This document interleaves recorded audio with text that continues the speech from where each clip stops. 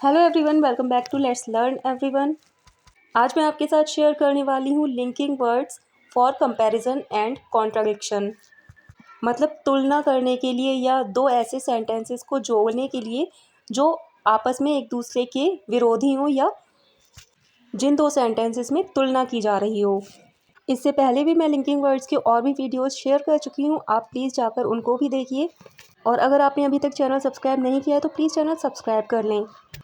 First है but का मतलब होता है लेकिन, परंतु या किंतु। But is a coordinating conjunction used to connect contrasting ideas. मतलब दो अलग अलग आइडियाज़ को कनेक्ट करने के लिए हम बट का यूज़ करते हैं। एग्जाम्पल है she always wants to be successful but she is so lazy. वह हमेशा सफल होना चाहती है लेकिन वह बहुत आलसी है। यहाँ पे दो अलग अलग बातें, सक्सेसफुल भी होना चाहती है और लेज़ी भी है, तो यहाँ पर हमने इन दोनों सेंटेंसेस को बट से ऐड किया है। नेक्स्ट है हाउएवर। हाउएवर का मतलब होता है फिर भी, तब भी या हालांकि।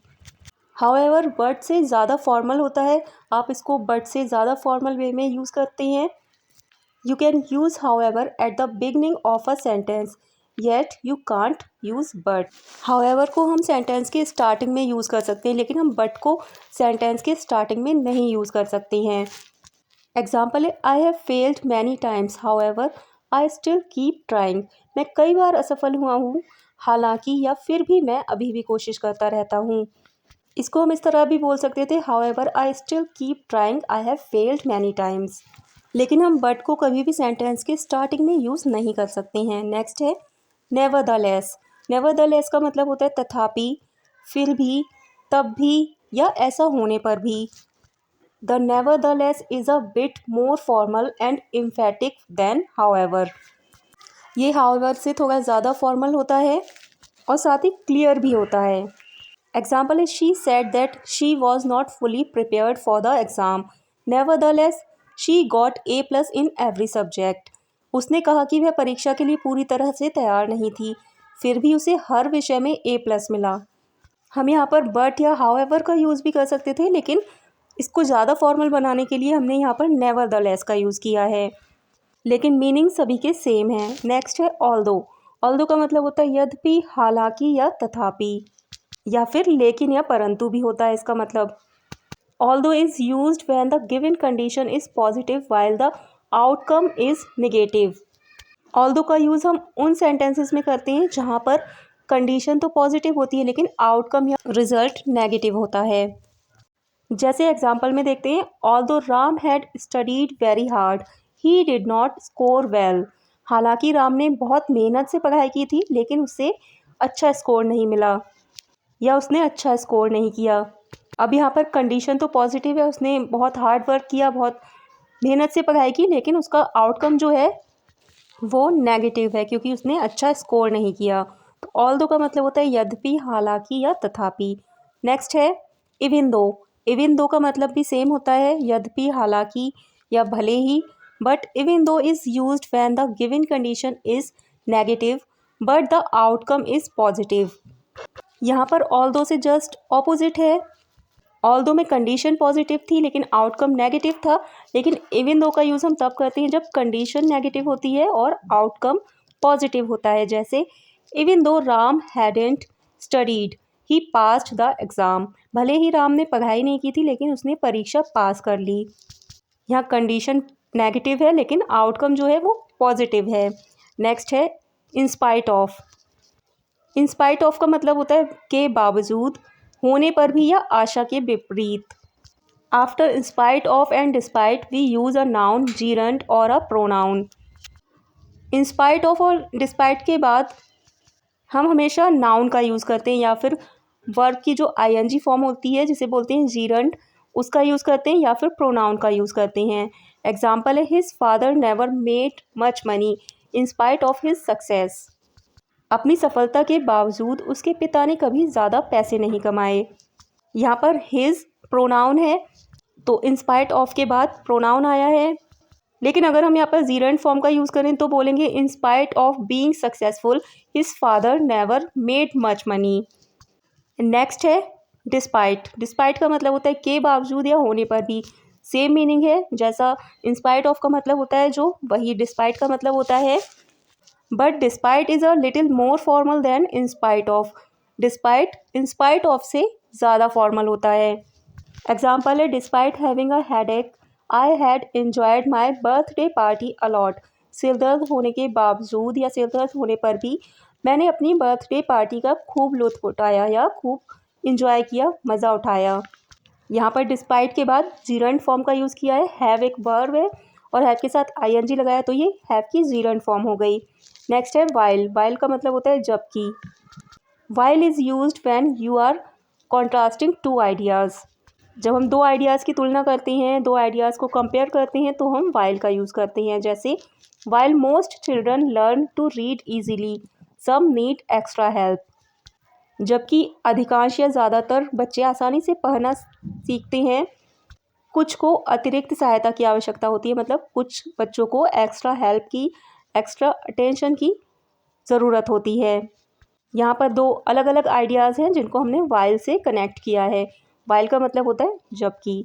नेक्स्ट है whereas. Same as while, whereas का मतलब भी जबकि होता है। It is used for comparing two things, people and situations. Whereas and while can be placed at the beginning of the sentence or in the middle। आप whereas और while दोनों को सेंटेंस के बीच में या फिर स्टार्टिंग में यूज़ कर सकती हैं। एग्जाम्पल है, my sister likes going to parties whereas I prefer somewhere quiet. मेरी बहन को पार्टियों में जाना पसंद है जबकि मैं कहीं शांत जगह पर रहना पसंद करती हूँ। यहाँ पर दो चीज़ों को कंपेयर किया जा रहा है। मेरी बहन को पार्टियों में जाना पसंद है जबकि मैं शांत जगह पर रहना पसंद करती हूँ या शांत रहना पसंद करती हूँ। तो इन दो अलग अलग आइडियाज़ को कनेक्ट करने के लिए हमने वेयर एज का यूज़ किया है। वेयर एज और वाइल दोनों का मतलब जबकि होता है। नेक्स्ट है on the other hand. On the other hand का मतलब भी जबकि या वहीं दूसरी ओर होता है। We use on the other hand to introduce the second of two contrasting points, facts और ways of looking at something. Again दो अलग अलग पॉइंट्स, फैक्ट्स या चीज़ों को देखने के तरीके के लिए हम ऑन द अदर हैंड का यूज़ करते हैं। मतलब दो चीज़ों को कंपेयर करने के लिए सिंपली हम कह सकते हैं कि दो चीज़ों को कंपेयर करने के लिए हम ऑन द अदर हैंड का यूज़ करते हैं। एग्जाम्पल है, she lacked experience but on the other hand she was hard working and willing to learn. उसके पास अनुभव की कमी थी लेकिन दूसरी तरफ या वहीं दूसरी ओर वह मेहनती और सीखने की इच्छुक थी। या उसके पास अनुभव की कमी थी जबकि वह मेहनती और सीखने की इच्छुक थी। नेक्स्ट है येट। येट का मतलब होता है फिर भी, तथापि, लेकिन, परंतु या के बावजूद। Yet is a conjunction means but और नेवरदलेस। जो मतलब बट और नेवरदलेस का होता है वही येट का होता है। जहाँ पर हम बट और नेवरदलेस को यूज़ करते हैं वहीं पर हम येट को भी यूज़ कर सकते हैं। We use it to show contrast, मतलब तुलना करने के लिए हम इसका यूज़ करते हैं। It often occurs after and. इसका यूज़ हम ज़्यादातर एंड के बाद करते हैं, मतलब एंड येट का यूज़ करते हैं हम सेंटेंस में। Molly sad she was sick and yet she is walking around the mall perfectly healthy. Molly ने कहा कि वह बीमार है और फिर भी वह मॉल में घूम रही है, या लेकिन वह मॉल में घूम रही है पूरी तरह से स्वस्थ है। नेक्स्ट है अनलाइक। अनलाइक का मतलब होता है के विपरीत, से भिन्न या से अलग। Unlike is not used between two complete phrases but typically used with only a subject. Unlike का यूज़ हम टू कंप्लीट फ्रेजेस को कनेक्ट करने के लिए नहीं करते हैं, बल्कि जब एक सब्जेक्ट होता है वहीं पर हम अनलाइक का यूज़ करते हैं। जैसे she is very friendly unlike her sister. वह अपनी बहन के विपरीत बहुत मिलनसार है, मतलब अपनी बहन से अलग बहुत मिलनसार है। मतलब उसकी बहन मिलनसार नहीं है लेकिन उसके विपरीत वो बहुत मिलनसार है। यहाँ पर अनलाइक के बाद केवल एक सब्जेक्ट आया है, पूरा फ्रेज नहीं आया है, पूरा सेंटेंस नहीं आया है। तो अनलाइक का मतलब होता है के विपरीत या से अलग। नेक्स्ट है as opposed to. As opposed to का मतलब होता है के बजाय।